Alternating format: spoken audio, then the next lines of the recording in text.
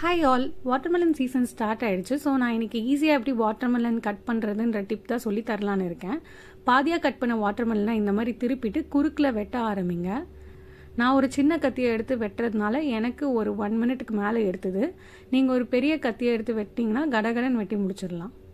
கடையில் நீல வாக்கில் வெட்டி தர பீசஸ் பார்த்தீங்கன்னா நம்ம சாப்பிடும்போது வாயை சுற்றி அந்த தர்பூசணி ஜூஸ் படும். இந்த மாதிரி வெட்டும் போது அந்த பிரச்சனை இருக்காது.